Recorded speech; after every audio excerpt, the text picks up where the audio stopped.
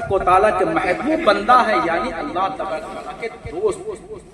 ولی کا مطلب کیا ہوتا ہے؟ ولی کا مطلب ہوتا ہے اللہ کا دوست، اللہ کا دوست۔ اس میں لکھا ہے حدیث میں کہ چلنا ولی کا ہوتا ہے لیکن پیر اللہ کا، جی بے شک، بولنا ولی کا ہوتا ہے لیکن زبان اللہ کی ہوتی ہے، ہاتھ ولی کا ہوتا ہے لیکن کام کرنے والی ذات اللہ کی ہوتی ہے۔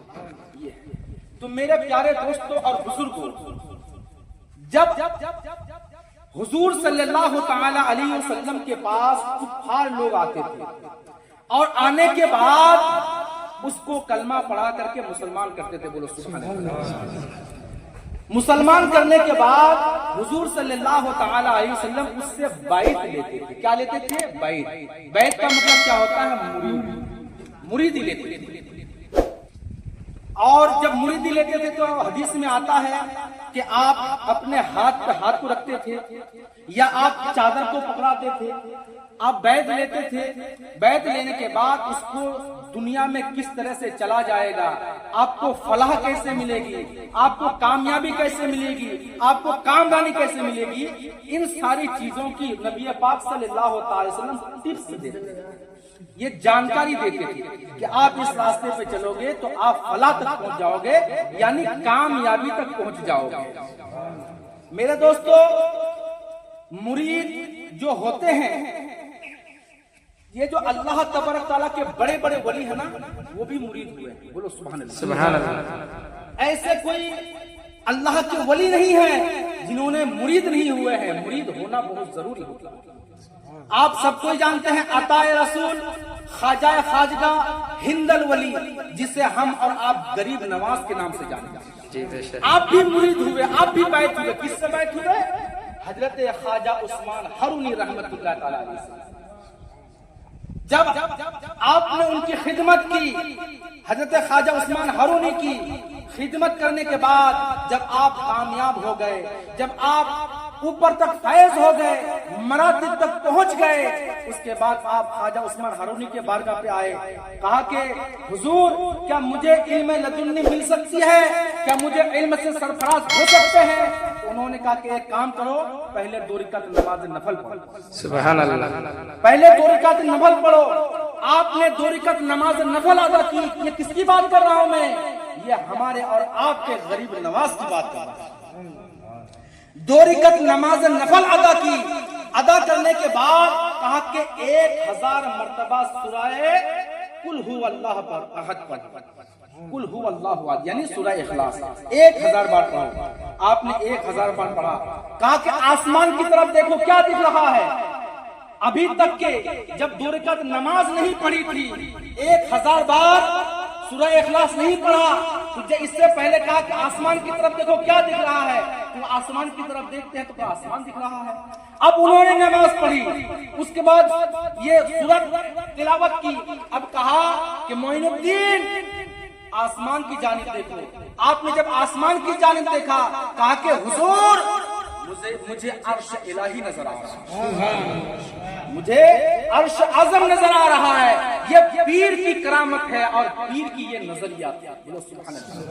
اس کے بعد کہا کہ ایک کام کرو اور جاؤ 2 رکعت نماز نفل ادا کرو، اس کے بعد 1000 مرتبہ سورہ اخلاص پڑھ کے آؤ۔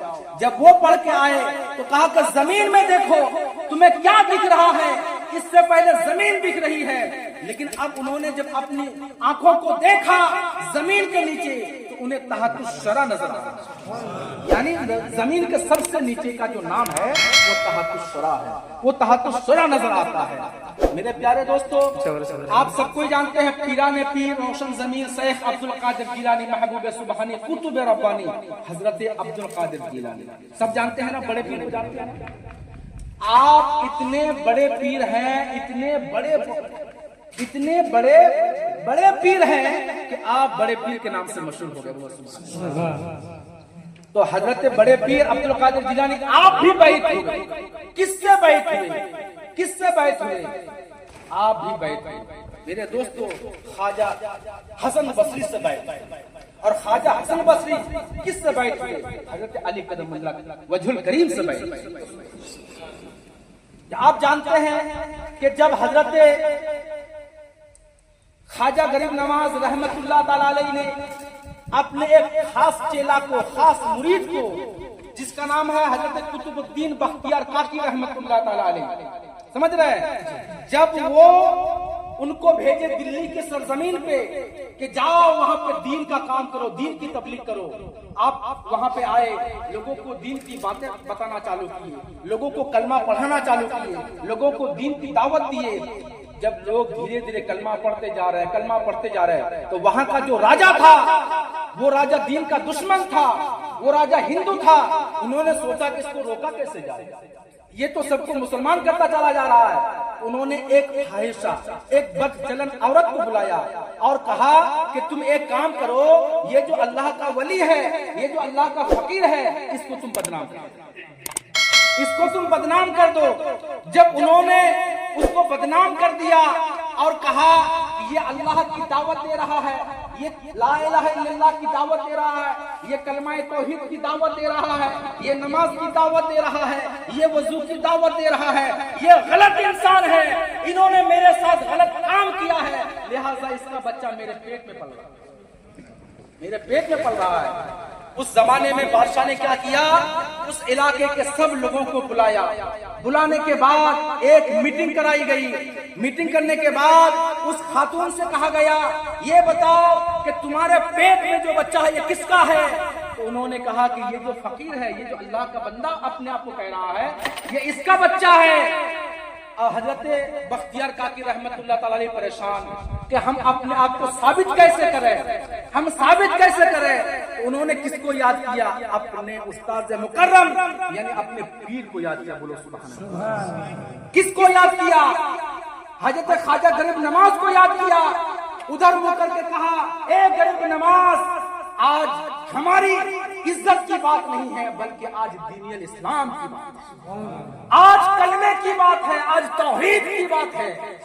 مجھے رسوا ہو جائے زمانے میں کوئی فرق نہیں پڑتا ہے، لیکن میرے دین میں کوئی آنچ نہیں آنی چاہیے۔ آپ نے ایسا سوچا ہی کہ حضرت خواجہ غریب نواز وہاں پہ حاضر ہو گئے، بولو سبحان اللہ۔ عورت سے پوچھتے ہیں آ کر کے اے خاتون تو بتا، سچ سچ بتا، تجھے کتنا روپیہ دیا گیا ہے اس کو بدنام کرنے کے لیے؟ وہ خاتون کہتی ہے کہ نہیں، مجھے کوئی روپیہ نہیں دیا گیا ہے، میں کوئی لالچ میں نہیں ہوئی، بلکہ اس بچے کا باپ ہے۔ اب سارے لوگوں نے اکٹھا ہو گئے، کیوں اکٹھا ہو گئے؟ کہ اس کو مارا جائے، اس کو بدنام کیا جائے۔ تو خواجہ غریب نواز کہتے ہیں کہ رکیے، ایک دلیل میرے پاس باقی ہے، بولو سبحان اللہ۔ ایک دلیل۔ کہا کہ کیا دلیل؟ کہا کہ ابھی تک کہ یہ عورت کہہ رہی ہے زبان سے کہ انہوں نے میرے ساتھ غلط کام کیا، لیکن اس کے اندر جو بچہ ہے، اگر بچہ شہادت دے دے کہ اس کا باپ کون ہے تو کیا؟ اس کے پیٹ میں جو بچہ ہے، اگر یہ بچہ شہادت دے دے، یہ بچہ گواہی دے دے، اے بچہ تو کس نطفے سے ہے، تیرا اصلی باپ کون ہے، تو تم لوگ مانو گے؟ مانو گے؟ تو وہاں کے لوگ ایک دوسرے کو منہ دیکھنے لگے، یہ اس کا منہ دیکھنے لگے، وہ اس کا منہ دیکھنے لگے۔ کیا ایسا بھی ہو سکتا ہے کیا؟ کیا ایسا بھی ہو سکتا ہے کیا؟ ارے کیا نہیں ہو سکتا؟ میرے تو خواجہ غریب نواز نے ایسے پیر کی ٹھوکر لگا دی ہے تو 40 سال مرے ہوئے انسان زندہ ہو گئے۔ کیا نہیں ہو سکتا ہے؟ میرے پیرانے پیر روشن ضمیر شیخ عبد القادر جیلانی 12 سال کی ڈوبی ہوئی کشتی کو بھور سے اٹھا دے، یہ ہمارے مذہب میں، اللہ کے ولیوں میں اللہ نے وہ طاقت دی ہے۔ تو کہا کہ کیا ایسا ہو سکتا ہے؟ یہ بچہ گواہی دے سکتا ہے؟ اگر یہ بچہ گواہی دے دے تو یہاں پہ جتنے ہیں سب کوئی کلمہ پڑھ کے مسلمان ہو جائیں گے، بولو سبحان اللہ۔ ارے بولو سبحان اللہ۔ کہا حضرت خواجہ غریب نواز رحمت اللہ تعالی علیہ نے اس بچے کے، اس ماں کے پیٹ کی طرف شہادت کی انگلی سے اشارہ کیا، اے بچہ ابھی تو دنیا پہ آیا نہیں ہے، ابھی تم نے دنیا کو دیکھا نہیں ہے، تو سچ بتا اور یہاں پہ شہادت دے کہ تیرا اصلی باپ کون ہے، تیرا اصلی باپ کون ہے۔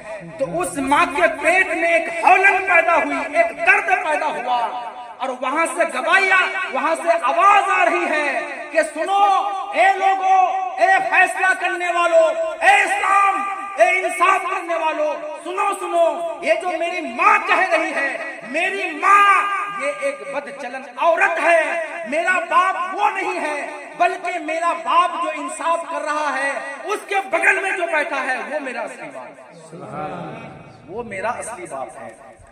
وہاں پہ جتنے لوگ تھے وہاں پہ سب کوئی کلمہ طیب لا الہ الا اللہ محمد رسول اللہ پڑھ کر کے مسلمان ہو گئے۔